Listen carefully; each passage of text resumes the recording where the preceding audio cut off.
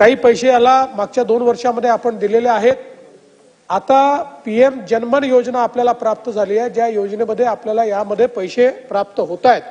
त्यामुळे आमचा प्रयत्न असा आहे की पुढच्या काळामध्ये हे जे अपारंपरिक जोडलेले जेवढे 2011च्या जनगणनेतले गावं आहेत, हे सगळे गावं आणि वाडीपाडे याला आपण पूर्णपणे त्या ठिकाणी ग्रिड कनेक्टिव्हिटी किंवा विजेचं कनेक्शन हे देणार आहोत।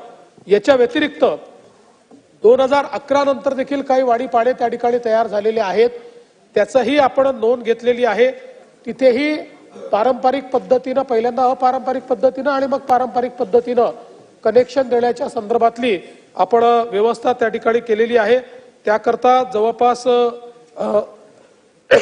14 कोटी रुपयाचा प्रस्ताव आहे, त्या प्रस्तावाला देखील लवकरच मान्यता देण्यात येईल।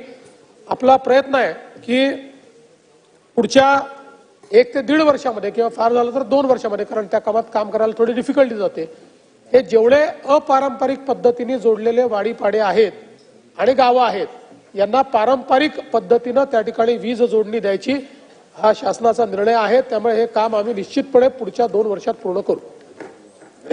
प्रश्न क्रमांक 3। अध्यक्ष महोदय, प्रश्न क्रमांक 748। अध्यक्ष महोदय, वितरित केल्याप्रमाणे छापल्याप्रमाणे। अध्यक्ष महोदय, प्रश्न आहे विजेत होणारी दरवाढ। अध्यक्ष महोदय, मुंबई शहरामध्ये गृहनिर्माण संस्था असो किंवा एसआरए गृहनिर्माण संस्था असो, त्यांना वीज दरवाढी हा परवडत नाही। माझी अशी मागणी आहे अध्यक्ष महोदय की हा दोघे संस्थाला सोलार प्रकल्पातून जोडणं आणि आमदार निधी असो किंवा वेगळं काहीतरी पॅकेज असो, ते दोघे संस्था गृहनिर्माण संस्थांना जर सोलर प्रकल्पाशी जोडलं तर